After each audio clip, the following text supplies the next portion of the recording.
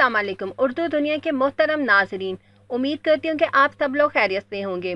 आज हम उर्दू दुनिया में तिब्बे नबवी सल्लल्लाहु अलैहि वसल्लम खजूर से अफ्तार के फ़वाइद के बारे में बात करेंगे। लेकिन इससे पहले मेरे चैनल पर नए आने वाले दोस्तों से गुजारिश है कि अगर इन्होंने मेरे चैनल को सब्सक्राइब नहीं किया तो कर लें और साथ ही बेल आइकन के बटन को भी प्रेस कर लें ताकि मेरी आने वाली हर नई वीडियो की अपडेट आप तक बआसानी पहुंच सके। रमज़ानुल मुबारक बड़े रहमतों और बरकतों वाला महीना है। इसकी अहमियत और अफादियत ज़िंदगी के मुख्तलिफ पहलुओं से साबित है। साल के इस बाबरकत महीने में हमें खुदावंद ताला की तरफ से इबादतों के सवाब और गुनाहों का कफ़ारा अदा करने का भरपूर मौका मिलता है। साथ ही 30 दिनों में ज़हनी और जिस्मानी निज़ाम मजबूत और ताकतवर हो जाता है। ख़ास तौर पर जो ग़िज़ा हम इस महीने अफ्तारी और सहरी में इस्तेमाल करते हैं वो सादा, मतवाज़न और सेहत बख्श होनी चाहिए।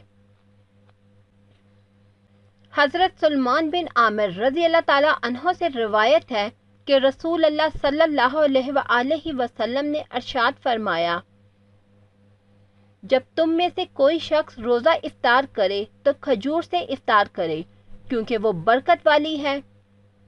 अगर खजूर ना मिले तो पानी से इफ्तार कर ले क्योंकि वो पाक करने वाला है।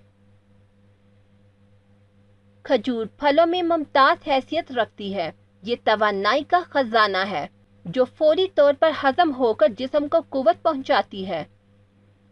खजूर कब्ज़ कुशा है, आंतों को ताकत देती है और इनकी हरकत को तेज करके इनमें रुके हुए जहरीले फजलात को बदन से बाहर निकाल देती है।